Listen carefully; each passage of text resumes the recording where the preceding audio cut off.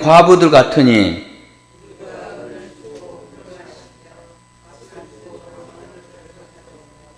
우리를 뒤쫓는 자들이 우리의 목을 눌러싸우니 우리가 기진하여 쉴 수 없나이다.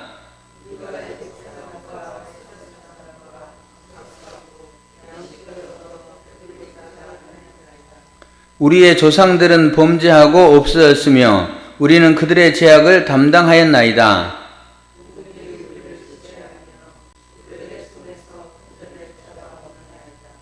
광야에는 칼이 있으므로 죽기를 무릅써야 양식을 얻사오니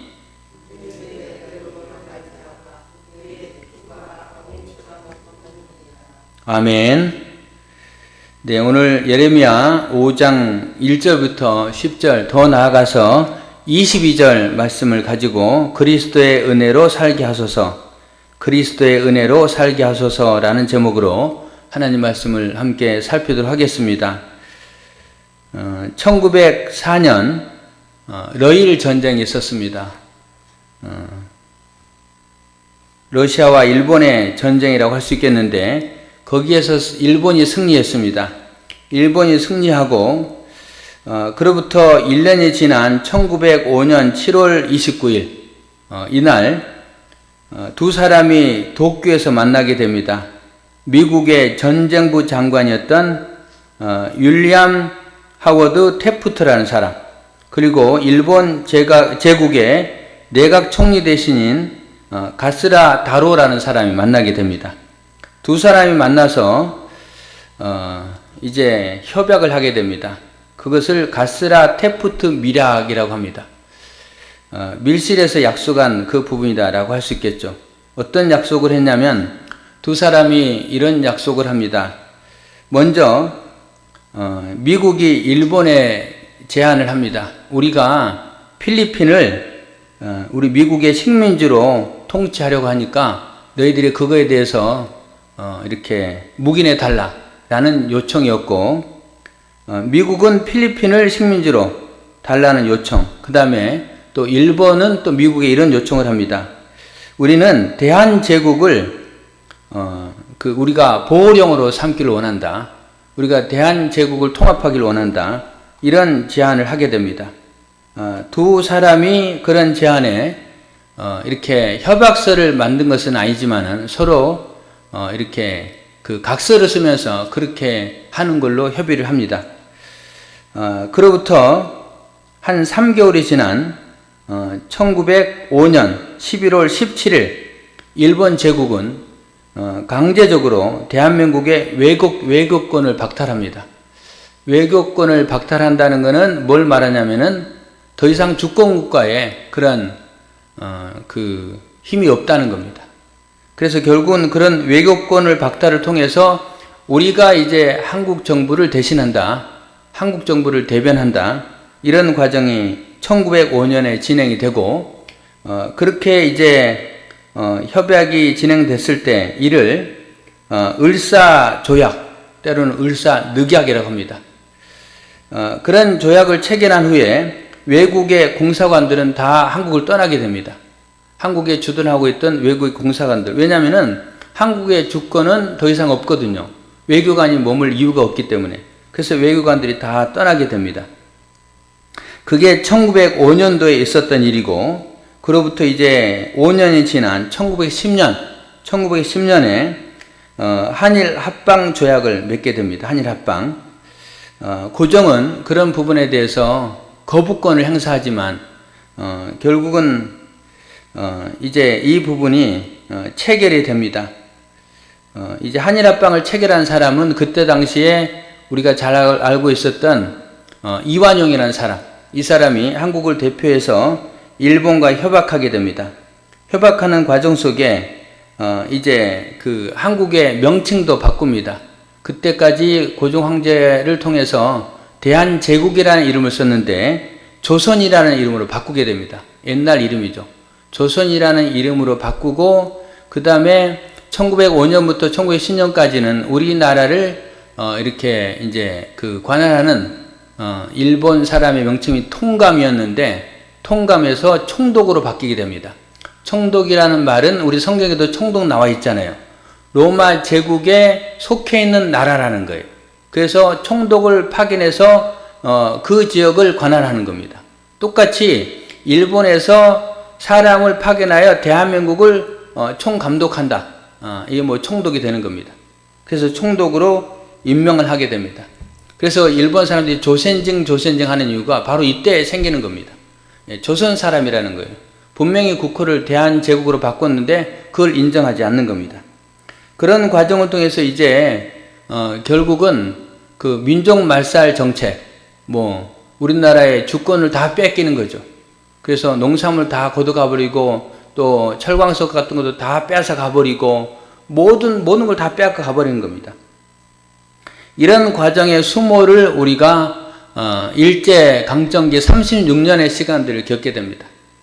우리는 그 아픔을 겪은 민족이기 때문에 일본을 그만큼 굉장히 미워하는 거죠. 미워합니다. 그런데 여기서 하나 우리가 생각할 것은 이런 모든 과정 속에 항상 미국이 개입되어 있습니다.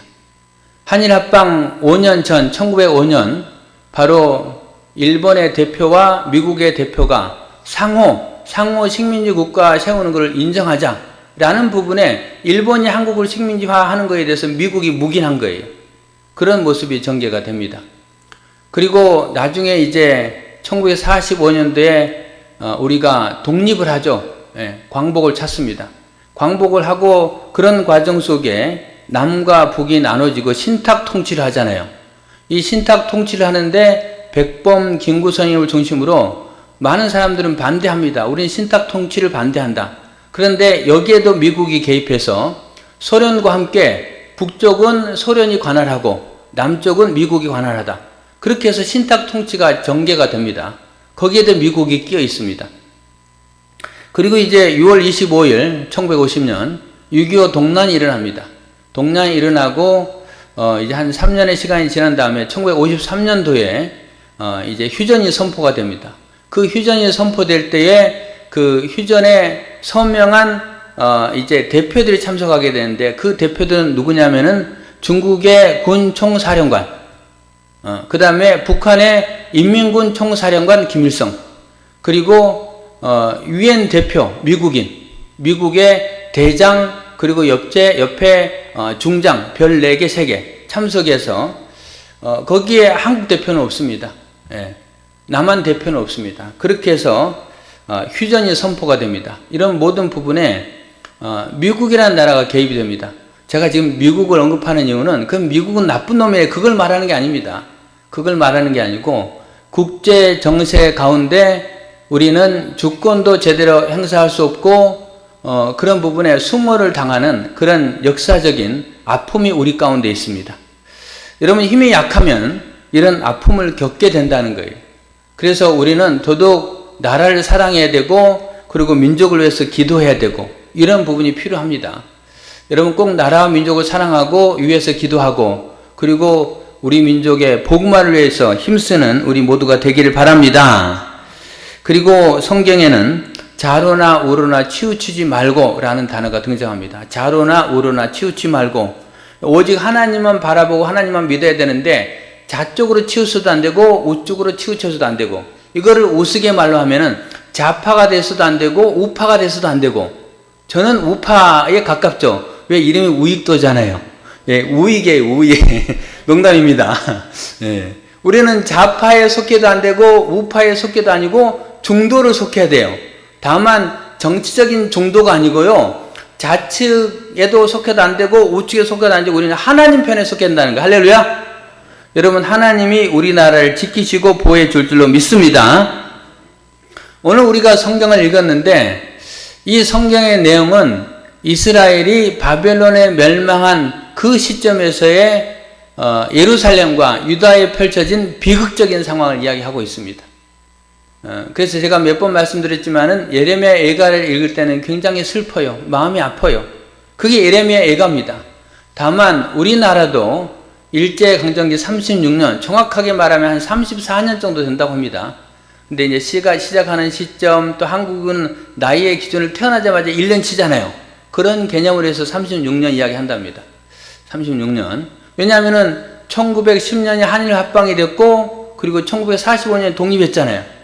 그러면은 한 35년? 근데 우리 일제 36년 이야기 하잖아요. 그런 부분들. 이런 부분들이 전개가 됩니다. 그래서 우리나라와 이스라엘의 이런 아픈 역사의 과정 속에 같은 부분은 어떤 부분이냐면은 오늘 이 본문의 에렘의 애가가 슬픈 이스라엘 상황을 이야기하는 거잖아요. 예. 그러면 대한민국은 어떨까요? 대한민국도 그런 슬픔의 시간을 겪으면서 저항 시인들이 글을 남기죠. 저항 시인들. 그래서 여러분 이름 있는 저항 시인들이 누구 있을까요? 이상화 씨의 빼앗긴 들에도 봄은 오는가. 예. 서동주 시인의 서시. 그 다음에 한용운 시인의 님의 침묵. 예. 이런 부분들. 이육사 시인의 광야. 예. 이육사라는 이름. 그 사람의 원래 이름은 이원용이었는데 나중에 이름을 이육사를 바꿉니다. 왜? 그 사람이 육군 사관학교 들어가고 싶었어요? 그거 아닙니다. 예, 그게 아니고 자기가 대구 형무소에 갇혀 있을 때 수임 번호가 64 내지 264. 그래서 나는 그것을 오래도록 기억하겠다라고 해서 이름을 이육사로 바꾼다고 합니다. 이런 슬픔의 역사가 한국과 이스라엘이 똑같이 펼쳐져요. 그래서 오늘 이 에렘의 애가는 우리에게 더 슬프고 마음에 와닿는 공감의 모습이 있는 겁니다. 다만 차이도 있습니다. 어떤 차이가 있냐면은 우리나라 그 저항 시인들의 표현들을 보면요. 거기에는 그냥 우리들의 아픔, 나는 나의 길을 가겠다. 빼앗긴 들에도 봄은 오는가 하면서 이렇게 뭐 노래하는 부분인데 거기에 뭐가 없냐면요. 하나님이 없어요. 하나님이 없기 때문에 대한민국의 역사는 자기 스스로 그 고통을 이겨내야 되는 그런 상황들이 전개가 됩니다. 물론 믿음의 사람들이 많이 하나님 앞에 기도하는 그런 과정이 전개되지만 하여튼 그런 시인들의 시에 하나님이 등장하지 않아요. 근데 오늘 본문에 이스라엘은 누가 등장합니까? 1절 여호와여 우리가 당한 것을 기억하시고 우리가 받은 치욕을 살펴보옵소서. 하나님이 등장하잖아요. 그래서 이제 대한민국도 앞으로 이제 하나님이 등장하는 그런 모습, 하나님이 우리의 주권이고 하나님이 우리 지켜준다라는 소망을 우리가 품고 끝까지 믿음 가운데 가는 것도 바람직한 모습이다라는 생각을 가져봅니다. 예레미야 예가 오늘 마지막 시간입니다. 그러면은 예레미야 예가의 내용의 결론적인 부분, 이런 부분도 우리가 살펴볼 수 있겠죠. 예레미야 예가의 내용은요, 시종 일관, 그들이 이제 멸망 후에 겪게 되는 그 슬픈 비극적인 이야기들을 쭉 전개합니다. 오늘 본문에도 마찬가지예요. 2절에는 이제 땅을 빼앗겼고 그 다음에 집들을 빼앗겼습니다. 이방인들에게. 3절은 아버지가 없으므로 고아가 되었고 여자들은 과부가 되었다라고 말합니다. 4절은 땅도 집도 우리 것이 아니기 때문에 물과 나무들을 돈 주고 사고 있습니다. 4절에는 그들이 우리의 목을 눌렀다. 멍해죠. 예, 소 멍해 뭐라고 똑같습니다. 그렇게 멍해를 매게 했고 눌렀기 때문에 우리가 기진하에 살 수 없다. 기진맥진한다라는 말입니다. 그 다음에 6절, 7절 넘어가서 8절 종들이 우리를 지배함으로 애굽이 우리를 지배하고 바벨론이 우리를 지배함으로 그들의 손에서 건져낼 자가 없다. 우리가 지배를 받는데 누구도 우리를 도와줄 사람이 없다. 라고 이야기합니다. 9절 광야에 이른 칼이 있으므로 죽기를 무릅써야 양식을 얻사오니. 광야에 칼이 있다는 것은요 에돔 족속을 말하는 거예요. 가끔 에돔 족속 이야기하잖아요. 에돔, 그들이 이스라엘 망할 때 형제 국가였지만 그들은 비웃었습니다. 도와주지 않았어요. 그리고 그 광야에서 이스라엘이 먹을 걸 차지할 때에 칼이 있으므로 죽음을 무릅쓰지 않고는 양식을 구할 수 없다라고 말합니다. 10절 굶주림의 열기로 말미암아 우리의 피부가 아궁이처럼 검은이다. 너무 먹지 못해서 얼굴이 검어졌다는 겁니다. 그리고 피부가 가죽이 뼈에 붙었다라는 표현도 앞부분에 있었습니다. 11절 부녀들이 처녀들이 욕을 당하고 있습니다. 12절 지도자들은 그들에게 죽임을 당하고 장로들은 얼굴에 존경도 받지 못합니다. 청년들은 맷돌을 쥐고 아이들은 나무를 지다가 엎드려집니다. 맷돌 쥐고 나무 지는 것은 당시에 노예들이 하는 거예요. 그것을 하고 있다는 겁니다.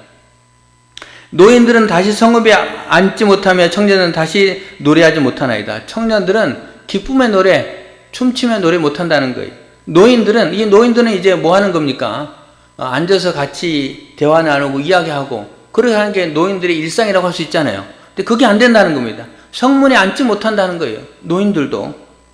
15절에 우리의 마음에는 기쁨이 그쳤고 우리의 춤은 변화에 슬픔이 되었사오며, 또 16절 머리에는 면류관이 떨어졌사오니 오라 우리의 범죄 때문이다.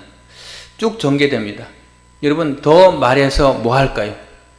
이렇게 처참한 고통의 상황들을 쭉 이야기하고 있습니다. 오늘 이렇게 끝나요? 예.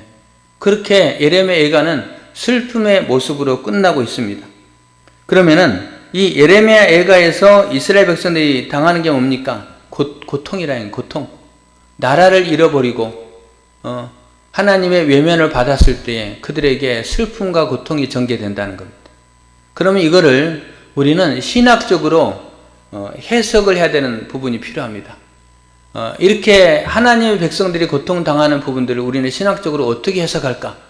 그런 부분에 첫 번째 생각할 부분은 징계라는 겁니다. 징계.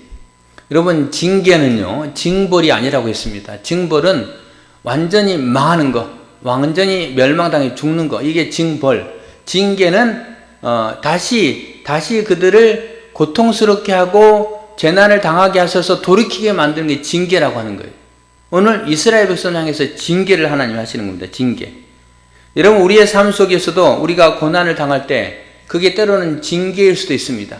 물론 이 고난과 징계는 똑같이 우리가 잘못했기 때문에 발생하는 일은 아닐 수 있습니다.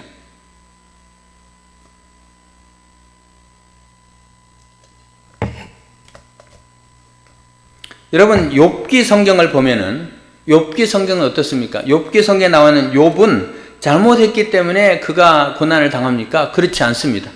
욥기는 하나님이 사단으로 하여금 욥을 시험하여 그가 얼마나 의로운 사람인가 이걸 보여주기 위한 거잖아요.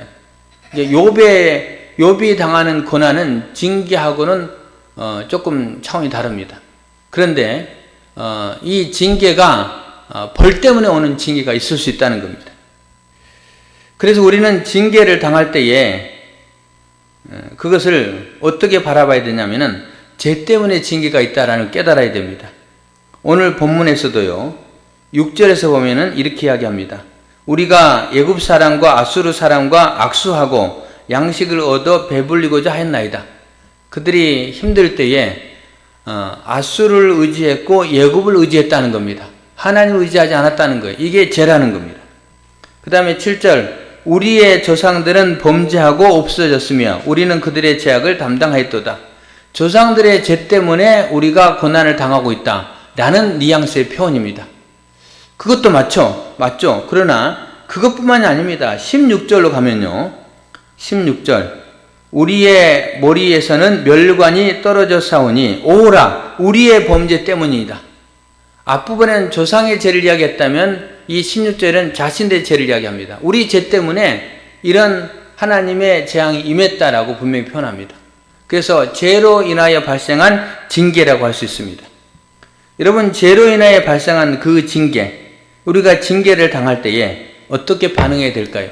여러분, 징계라는 것은 우리가 성경을 살펴보면은 이런 표현들이 나와 있습니다. 히브리서 12장 5절로 8절을 보는데요, 6절에 보면은 주께서 그 사랑하시는 자를 징계하시고 그가 받아들이시는 아들마다 채찍질 하심이라 하였으니 너희가 참음은 징계를 받기 위함이라. 하나님이 아들과 같이 너희를 대우하시나니 어찌 아버지가 징계하지 않는 아들이 있으리요. 징계는 다 받는 것이거늘 너희에게 없으면 사생자요 친아들이 아니니라. 이렇게 말합니다. 여러분, 뭘 말하는 겁니까? 사랑하는 자를 징계하신다는 거예요. 그래서 이스라엘이 징계를 받는 것은 하나님이 사랑하시기 때문에 징계가 임했다는 겁니다. 그들이 친아들이기 때문에 하나님이 징계하셨다는 거예요. 아버지가 징계하지 않는 아들이 어디 있으리요? 아버지가 아들을 징계하는 이유가 뭘까요? 잘못된 길을 가고 있고 잘못된 길에서 돌이키기 위해서 징계하셨다는 겁니다. 정확하게 이스라엘은 그렇게 했다는 거예요. 그들이 잘못된 길을 갔기 때문에 하나님 징계했고 징계를 통해서 그들이 남은 자 중에 돌아온 자들이 있었다는 겁니다. 그러므로 우리들은 우리에게 임하는 어떤 재난이 발생했다. 뭐 직장의 문제, 아니면은 뭐 가정의 문제, 아니면은 건강의 문제, 뭐 등등 모든 문제에서 우리는 우리 자신을 살펴야 됩니다. 아, 하나님이 나를 징계하시구나. 왜? 그 징계를 받는다라는 입장에서 가장 먼저 생각해야 될 것은 내가 하나님의 참 아들이 아니라면, 친 아들이 아니라면 나는 징계받지 않을 것인데, 내가 하나님을 믿었고 하나님 안에 거함에도 불구하고 징계가 임한다는 것은 나는 하나님의 아들이구나. 나는 여러분 확신을 가지시길 바랍니다.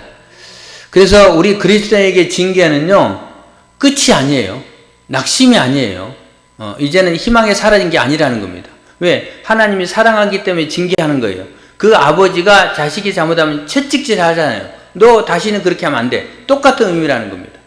그래서 징계를 맞이하는 신학적인 우리의 자세는 하나님이 나로 하여금 이런 과정을 통해서 주님께 돌아오라고, 주님께 바로 서라고 이렇게 징계하시구나 라고 우리가 생각해야 됩니다. 물론 여러분, 징계는요 아주 강력하게 한번 딱 치고 마는 징계도 있어요. 그러나 그 징계가 아주 강도는 약하되 오래 가는 경우도 있습니다. 강도는 약하되 오래 가는 경우도 있어요. 아픈 듯 안 아픈 듯 하면서 오래 간다든지, 자기의 직장의 문제가 해결이 안 된다든지, 자꾸 금전적으로 어려움을 당한다든지, 아니면 사람과의 관계가 잘 안 풀린다든지, 뭐 이런 여러 가지. 하나님은 쭉 강도는 약하지만 길게 할 수도 있어요. 그런 모든 게 징계고, 그 징계 가운데 두 가지의 마음. 하나는 내가 하나님의 아들이구나. 또 하나는 하나님 이를 통해서 나에게 분명하게 바라신 뜻이 있구나. 그 뜻은 나로 하여금 하나님 앞에 회개하고 돌아오게 하시는 것이라면 회개하고 돌아야 한다는 겁니다. 그렇게 자기 자신을 돌아보고 하나님 앞에 다시 바로 서기를 애쓰는 모습이 이 징계의 목적이라는 겁니다. 그래서 히브리서 12장 6절부터 8절 읽었는데 5절 가면, 내 아들아 주의 징계하심을 경히 여기지 말라. 주님께서 징계하심에 대해서 가볍게 여기지 말라. 분명한 하나님 뜻이 있음을 알라. 그에게 꾸지람을 받을 때에 낙심하지 말라. 주님이 꾸짖을 때에 낙심하지 말고 포기하지 말고 절망하지 말고, 아, 나는 하나님의 참 아들이기 때문에 징계가 있구나 라는 그런 분명한 확신과 함께 하나님 앞에 나아가라는 거예요. 문제 해결자가 되시는 하나님께 나아가라 라고 말씀하고 있습니다. 여러분 한번 따라해 주시기 바랍니다. 내 아들아 주의 징계하심을 경히 여기지 말며 그에게 꾸지람을 받을 때에 낙심하지 말라. 예, 낙심하지 말고 좌절하지 말고 하나님께 돌아오라는 거예요. 그리고 징계를 달게 받으라는 거예요. 그런 과정을 잘 통과하면 하나님이 우리를 다시 회복해 주신다라는 그런 말씀이 되겠습니다. 이런 첫 번째 우리가 예레미야 성경의 결론을 내면서 얻을 수 있고요. 그 다음에 두 번째로는 이제 기도하는 그 모습들을 보게 됩니다. 1절, 여호와여 우리가 당한 것을 기억하시고 우리가 받은 치욕을 살펴보옵소서. 하나님, 우리가 당한 것 하나님이 기억하셨으면 좋겠습니다. 지금 이 수모와 고통을 기억하셨으면 좋겠습니다. 우리가 받은 치욕도 살펴주셨으면 좋겠습니다. 라고 하나님 앞에 기도합니다. 그리고 또 마지막 부분의 기도의 내용을 볼 수 있습니다. 20절, 주께서 어찌하여 우리를 영원히 잊으시오며 우리를 이같이 오래 버리시나이까. 1절은 기억하여 주옵소서. 그리고 20절에는 잊지 마옵소서. 그리고 우리를 오래 버리지 마옵소서. 그리고 22절, 주께서 우리를 아주 버리셨사오며 우리에게 진노하심이 참으로 크시니이다. 하나님, 이 하나님의 진노가 너무 크게 느껴집니다 라는 그런 말입니다. 그렇게 하나님 앞에 기도해요. 그렇게 기도하면서 중간에 이런 기도가 나옵니다. 21절 한 목소리로 같이 읽겠습니다. 21절 시작.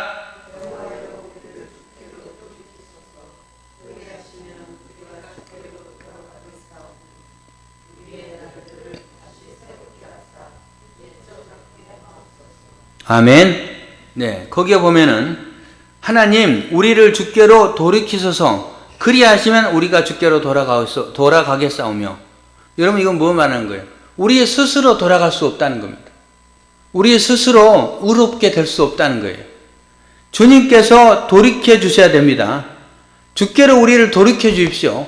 이렇게 말하고 있습니다. 주님께서 우리를 돌이켜 주시면 우리는 돌이킬 그 힘도 여력도 능력도 아무것도 없는데 하나님이 돌이켜 주시면 우리가 돌아가겠습니다. 라고 표현합니다. 이 기도의 내용이 굉장히 중요한 내용이 되겠습니다. 여러분, 이 우리를 주께로 돌이켜 주소서라는 말을 신학적인 용어로는 선행적 은총이라고 합니다. 선행적 은총. 선행적 은총. 이게 뭐냐면은 하나님이 우리에게 먼저 베푸신 은혜, 먼저 베푸신 은총이라는 거예요. 하나님이 우리에게 먼저 은혜를 베풀지 아니하시면 우리가 하나님께로 갈 수도 없고 구원받을 수도 없다. 그런 말입니다. 이 은혜가 우리에게 필요한 거예요. 에베소서 2장 8절 9절 너희가 그 은혜에 의하여 믿음으로 말미암아 구원을 얻었나니 그 은혜에 의하여 1번 믿음으로 말미암아 구원을 얻었나니 하나님의 은혜가 있을 때에 그 은혜 가운데 우리가 믿음으로 반응하면 구원이 임한다는 거예요. 행위에서 난 것이 아니니 이는 누구든지 자랑하지 못하게 함이니라. 우리의 행위를 통해서 구원받는 게 아니다라고 말하고 있습니다. 그래서 오늘 이 시인은요 분명하게 우리가 돌아가는 방법을 알고 있는 거예요. 그래서 주께서 돌이키시면 우리가 돌아가겠나이다. 할렐루야. 여러분, 그래서 주님의 은혜가 필요한 겁니다. 여러분, 우리의 삶 속에도 마찬가지입니다. 주님께서 우리의 마음에 성령의 감동을 주지 않으면 오늘 와서 예배 드릴 수가 없는 거예요. 오늘 여러분 다 반갑지만, 여러분 함께 예배 드려서 모두 다 반갑지만 특별히 반가운 두 사람이 있습니다. 우리 정호 형제, 요즘은 꾸준히 이렇게 예배 시간 나와요. 그래서 너무너무 참 반갑고요.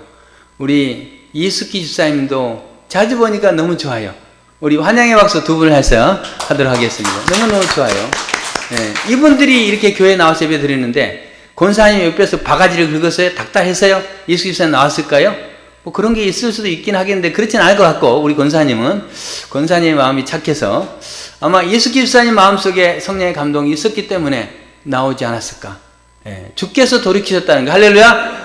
정호 형제도 마찬가지. 주께서 돌이키셨기 때문에 그 은혜가 임하는 겁니다. 여기서 우리는 조금 한 단계 더 나가서 뭘 생각해 볼 수 있을까요? 이번에 전도 대상자도 마찬가지입니다. 우리 이장호 집사님, 광희 형제, 김어무 성도님, 이런 모든 분들 주께서 돌이켜 주셔야 됩니다. 하나님이 그 마음속에 찾아가 주셔서 감동을 통해서 우리가 복음을 전할 때에 예수님 앞에 가서 예배드립시다 라고 말할 때에 그들의 마음이 주께로 올 수 있는 심령이 가난하게 되고 주님께서 그 마음을 돌이키셔야만이 올 수 있는 거예요. 그래서 우리는 하나님, 주께서 그 마음을 돌이켜 주십시오. 하나님을 찾게 해 주십시오. 다시 하나님께 돌아오게 해 주십시오. 라고 기도해야 한다는 거예요. 첫 번째는 우리가 주께로 돌이켜야 됩니다. 징계를 당할 때에. 하나님, 내가 주께 돌아오길 원합니다. 주님, 나의 마음을 돌이켜 주십시오. 그리고 주께서 하시면 내가 하나님 주께 나가겠습니다. 우리가 먼저 돌이키는 것도 필요하고, 그리고 또 이를 위해서 돌이켜야 될 그 대상자를 위해 기도해야 됩니다. 그래서 릴레이 기도를 하는 거고, 그래서 합심 기도를 하는 거예요. 그래서 간절히 기도하는 거예요. 여러분, 우리가 매일 저녁 8시 기도회를 전에 했었는데 지금 이제 취침전 기도잖아요. 아마 지금까지는 자주 까먹는 분들이 있을 거예요. 저는 기도했습니다. 저는 기도했어요. 기도했는데 여러분들도 취침 전에 한 10분 정도 기도하시길 바랍니다. 그 영혼들을 위해서.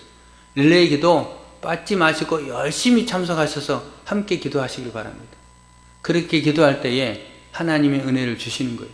오늘 이숙기 집사님도 왔기 때문에 저기 이숙기 집사님 명단은 아마도 없을 것 같은데 본인이 일주일에 한번 아무 때나 와가지고 기도하고 이숙기 나도 왔다 갑니다. 사인해 주세요. 그러면은 하나님 기뻐할 겁니다. 할렐루야. 아멘 안 하셔도 됩니다. 이숙기 집사님. 왜냐하면은 괜히 이게 헛 약속하면 안 되잖아요. 하여튼 그렇지만 용기를 내시고 마음을 내셔서 오시길 바랍니다. 오셔서 기도하세요. 우리가 할 수 있는 건 기도잖아요. 주님, 주께서 그 마음을 돌이켜 주십시오 라고 기도하는 겁니다. 그렇게 기도할 때에 하나님이 분명하게 응답하여 줄 줄로 믿습니다. 이런 하나님의 은혜, 여러분, 이런 하나님의 은혜가 임해야만이 우리는 하나님의 놀라운 사랑을 분명히 맛보고 경험할 수 있다는 겁니다. 주께서 돌이키셔야 된다. 이게 두 번째고요. 그 다음에 세 번째 중요한 요소가 있습니다. 그들은 이 비극적이고 고통스러운 삶을 하나님께서 끝나게 해달라고, 그들이 21절에 그렇게 기도하잖아요. 끝부분, 우리의 날들을 다시 새롭게 하사 애적 같게 하옵소서. 옛날같이 하옵소서. 우리 코로나 때 그렇게 기도했잖아요. 하나님 애적 같이 하옵소서. 옛날같이 다시 예배가 회복될 수 있도록, 그렇게 우리가 자유롭게 예배드릴 수 있도록 하나님 허락해 주옵소서. 거기 때 이 애적같이 회복시켜 주옵소서라고 기도했던 게 코로나 시기였습니다. 근데 이 이스라엘 백성이 그렇게 기도한다는 거예요. 옛날같이 우리 민족이 예루살렘 성에서, 예루살렘 성전에서 하나님께 예배할 수 있도록, 절기를 지킬 수 있도록, 안식일을 지킬 수 있도록, 그날이 다시 회복될 수 있도록 하나님 도와주세요라고 기도했다는 겁니다. 하나님은 그 기도를 들어주셨습니다. 그리고 그들은 바벨론 포로에서 나중에 돌아오게 됩니다. 여러분, 기도에 응답하신 줄 믿으시길 바랍니다. 근데 이렇게만 끝났으면 얼마나 좋을까요? 네. 더 이상 예루살렘 향해서 울지 않으면 얼마나 좋겠어요. 그런데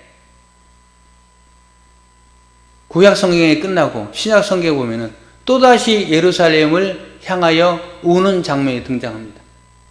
예루살렘 향해서 또 울어요. 누가 우십니까? 예수님이 우시잖아요. 예루살렘이 멸망할 것을, 저 성전이 무너질 것을 예수님이 보시고 우셨다라고 되어 있습니다. 우셨다, 그거를 해석하면 다른 말로는 통곡하셨다라고 되어 있습니다. 또다시 예루살렘이 범죄하고 이스라엘이 범죄하고, 그래서 예수님이 다시 우셨다는 거예요. 여러분, 슬픔의 역사는 반복되고 있습니다. 이것이 사람의 모습이에요. 슬픔의 역사는 반복되는 거예요. 그런데 이 슬픔의 역사를 종결시키기 위해서 예수님이 오셨습니다. 슬픔의 역사를 종결시키기 위해서, 우리 스스로 어렵다 하고 될 수 없기 때문에 주님이 오시는 겁니다. 로마서 나와 있는 모든 사람이 죄를 범하였으며 하나님의 영광에 이르지 못하느니, 의인은 없나니 하나도 없으며, 의인은 결코 있을 수 없다는 겁니다. 사람은 또다시 죄를 반복하게 되고 그 죄로 인해서 슬픔을 겪게 되는 거예요. 하나님의 징계를 경험하게 된다는 겁니다. 그러나 이 징계를 끝내기 위해서, 이 슬픔 역사를 종결시키기 위해서, 우리를 죄의 문제에서 해결하기 위해서 예수님이 오셨습니다. 그래서 예수님이 우리의 모든 죄를 대신 짊어지시고 십자가에 못 박혀 돌아가셨습니다. 여러분이 사실을 믿으시길 바랍니다. 그런데 그 예수님의 역사 가운데 예수님은 이 땅에 오시면서 내가 율법을 폐하러 온 것이 아니다라고 말씀하십니다. 마태복음 5장 17절 18절, 내가 율법이나 선지자를 폐하러 온 줄로 생각하지 말라. 폐하러 온 것이 아니요 완전하게 하려 함이라. 진실로 너희에게 이르노니 천지가 없어지기 전에는 율법의 1.1획도 결코 없어지지 아니하고 다 이루리라. 여러분, 예수님은 율법을 폐하러 오신 게 아닙니다. 예수님이 오셨기 때문에 과거의 율법은 효력을 상실했다, 그렇게 우리가 오해할 수 있는데 아니라는 거예요. 예수님은요, 율법을 폐하러 오신 분이 아니고 율법을 완성하러 오셨습니다. 그렇다면 예수님이 율법을 완성하셨겠죠. 우리도 율법을 지키며 살아가야 됩니다. 우리 옆에 분에 인사합시다. 율법을 지키며 살아갑시다. 네. 동의 못해요? 네. 율법을 지키며 살아갑시다. 그게 맞는 말이에요. 그런데 아까도 말씀드렸지만은 우리가 율법을 100% 지키는 건 불가능해요. 천지개벽이라도 불가능해요. 하나님은 그걸 아셨어요. 그래서 우리가 율법을 지키지 못하는 그 죄 때문에 예수님을 보내주신 거예요. 예수님께서 십자가에 못 박혀 단 한 번의 그 죽으심을 통해서 우리의 죄, 과거, 현재, 미래의 죄까지 다 사함을 허락하신 거예요. 그래서 저는요, 이 부분을 생각하면서 그런 생각을 가졌습니다. 이 세상의 흐름은요, 율법의 그 효력이 면면히 흐르고 있어요. 우리가 죄를 지으면 심판받고, 또 우리가 선을 향하면 어쩌면 상을 받을 수도 있어요. 그런 것이 꾸준히 흐르고 있어요. 그렇다면 그것에, 그 흐름에 근거하면 우리가 천국 가기 위해서는 정말로 바르게 살아야 돼요. 선하게 살아야 돼요. 이게 근데 불가능해요. 모든 사람이 불가능해요. 성경에 죄가 없다고 느껴지는 뭐 에녹이라든지 요셉이라든지 다니엘이라든지 이런 사람들은 의인 중에 좀 의인이거든요. 그 사람들의 죄를 흠을 찾기는 조금 어려워요. 하지만 그들도 죄인이라는 거예요. 그들도 죽을 수밖에 없다는 거예요. 그래서 하나님 보시기에 해결책을 하나 마련하신 거죠. 그 해결책이 뭐냐? 사람들은 율법을 잘 지킬 수 없기 때문에 다 멸망인데 그 멸망에 대한 대가를 예수님이 다 짊어지신 거예요. 그래서 예수님이 우리의 죄를 다 짊어지셨고 십자가에 죽으셨어요. 죽으셨기 때문에 죄가 사해졌고 그리고 예수님이 부활하셨죠. 그 부활을 통해서 우리에게 소망을 주셨는데 우리에게 주신 방법은 우리의 죄를 대신 다 맡아주신 예수님을 믿으라는 거예요. 너희가 그 은혜에 의하여 하나님의 은혜, 예수님의 십자가의 그 은혜에 의하여 우리의 죄가 다 상을 받았는데 은혜에 의한 믿음으로 말미암아 우리가 믿을 때에 주님 나의 죄가 다 주님 앞에 옮겨진 걸 믿습니다. 그래서 내가 그 안에 있을 때 나는 깨끗하게 된 줄 믿습니다. 그 믿음을 갖는 자에게 제사함과 영원한 천국의 약속을 허락하신 거예요. 여러분 그렇습니다. 이게 예수님이 우리에게 제시하신 예레미야 애가의 끝 모습입니다. 예레미야가 그들의 기도를 통해서 그들이 회복했지만 그 회복은 완전한 회복이 아니에요. 온전한 회복이 아닙니다. 완전한 회복은 예수님을 믿을 때에 하나님이 제시한 그 방법밖에 없다는 거예요. 그 어떤 방법도 없다는 거예요. 누가 뭐 새로 온다, 이만희가 오고 뭐 문선명이가 오고 누가 오고 아무것도 아니라는 거예요. 그래서 오늘 예배에 참석한 우리들은 무엇을 생각해야 되냐면요. 그렇구나, 나의 공로, 나의 힘, 나의 의지 그건 아무것도 없는데 그리고 대한민국의 구원도 우리 힘으로 할 수 없는데 우리를 위해 십자가에 돌아가시고 우리에게 구원의 길을 열어놓으신 예수님을 믿을 때에 그리스도의 은혜를 붙잡고 살아갈 때에 우리에게 구원이 약속되어 있구나 라는 그런 희망과 소망을 품고 살아가라는 거예요. 여러분 그렇습니다. 우리는 허물과 죄가 너무 많지만 그러나 예수님을 꼭 붙잡으면 되는 거예요. 예수님이 우리를 살리셨구나 하는 걸 붙잡으면 됩니다. 근데 예수님은 놓치면 안 된다는 거예요. 오늘 교회에 나오신 여러분 다 예수님 붙잡고 살아가는 교우분들 되기를 바랍니다. 예수님만이 우리의 죄의 문제를 다 해결할 수 있고 예수님만이 우리에게 영원한 구원의 길을 허락하신다는 거예요. 그래서 주님 붙잡아야 돼요. 주님 붙잡는 방법이 예배를 드리고 하나님과 동행하는 삶을 살고 이렇게 또 함께 우리가 공동체 안에서 하나 되는 거예요. 이런 모습이 너무너무 소중한데 마지막 여러분 믿는 자를 보겠느냐라고 주님 분명히 말씀하십니다. 수많은 사람들이 떨어져 나가지만 우리는 끝까지 주님을 붙잡고 있어야 되는 거고 그리고 하나님 그 은혜가 하나님의 은혜가 우리의 전도 대상자들 그들에도 임하게 해주시라고 부르짖어 기도해야 되는 겁니다. 부르짖어 기도하는 모습을 붙잡고 우리는 예수님 꼭 붙잡고 믿음으로 살아가셔서 하나님의 은혜를 맛보고 마침내 구원의 은총을 경험하고 또 이 땅에서도 영원한 천국을 경험하는 삶을 살아가는 우리 귀한 성도님들 다 되시기를 예수님의 이름으로 축원합니다. 기도하겠습니다. 고마우신 아버지 하나님 감사합니다. 오늘도 우리를 사랑하여 주셔서 귀한 말씀 주셨으니 말씀 붙잡고 믿음으로 살아가는 저희들 되게 인도해 주옵소서. 예수님의 이름으로 기도드립니다. 아멘. 다 같이 일어나셔서 찬송 부르겠습니다. 찬송가 337장입니다.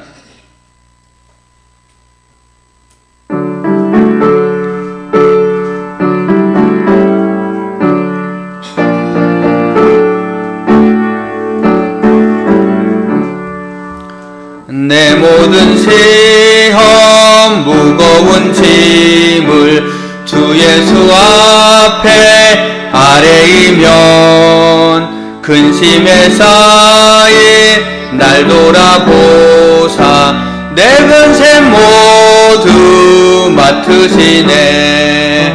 무거운 짐을 나 홀로 지고 견디다 못해 쓰러질 때 불쌍히 여겨 구원해 주리. 은혜의 주님 오직 예수. 내 모든 괴로움 닥치는 환난 주 예수 앞에 아뢰이며 주께서 친히 날 구해 주사 넓으신 사랑 베푸시네. 무거운 짐을 나 홀로 지고 견디다 못해 쓰러질 때 불쌍히 여겨 구원해 주리. 은혜의 주님 오직 예수. 내 짐이 점점 무거워질 때 주 예수 앞에 아래이면 주께서 친히 날 구해 주사 내 대신 짐을 져주시네. 무거운 짐을 나 홀로 재고 견디다 못해 쓰러질 때 불쌍히 여겨 구원해 주리. 은혜의 주님 오직 예수. 마음에 세어 무서운 죄를 주 예수 앞에 아래이며 예수는 나의 능력이 되사 세상을 이길 힘 주시네. 무거운 짐을 나 홀로 재고 견디다 못해 쓰러질 때 불쌍히 여겨 구원해 주리. 은혜의 주님 오직 예수. 아멘. 기도하겠습니다. 사랑에 많으신 아버지 하나님 감사합니다.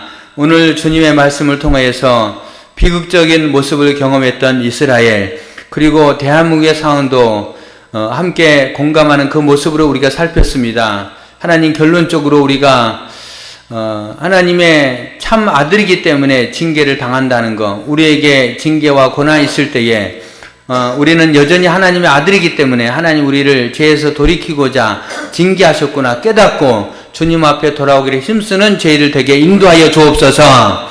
다만 우리의 힘으로 돌이킬 수 없음을 고백합니다.